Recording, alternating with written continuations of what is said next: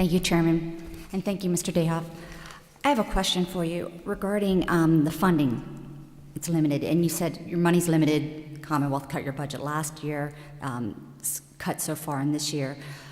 And I've read the compact, I've studied extensively, so I understand that you're permitted to monitor and capture quality data, but if your resources are limited, why would you be investing so much in the quality when the quantity needs are so extensive? It just seems like there's a little bit of a disparity there.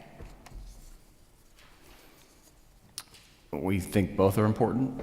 The problem is, as far as quality goes, who do you charge a fee to?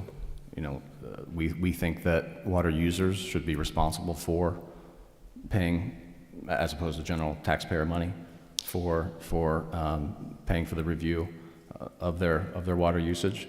We think it's an investment that you know, gives them a secure source of water for the duration of the permit. We will, you know, not only does that permit them to use water, but we will defend their use of water. Should a new well be drilled in proximity to a community's sources, and they begin to see impact on their well, we'll say, hey, we have the data. They tested it. We know what the well can provide. There's clearly some impact of this new user that we will you know, we'll go to court and defend that for them at no cost. But isn't DEP collecting that? Thank you, Representative Keefer. Thank you. Thank you, Mr. Ramsey. As a resident of your area, I know what you're talking about. My question is, how many ponds do you have there? I have one. You have one pond.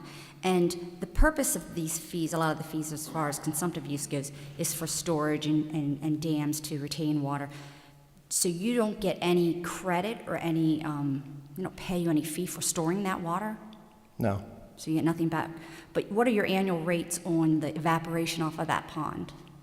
Approximate, what does that cost you? At Rangen, because Rangen was built in 1954, the pond was there in 1954. It was a man-made, machine-dug, spring-fed pond. That pond predates regulation for evaporation. So I am exempt from evaporation at my facility. Many facilities are not. At Messiah, for my heating and cooling of the buildings, I am not exempt from evaporation. Okay.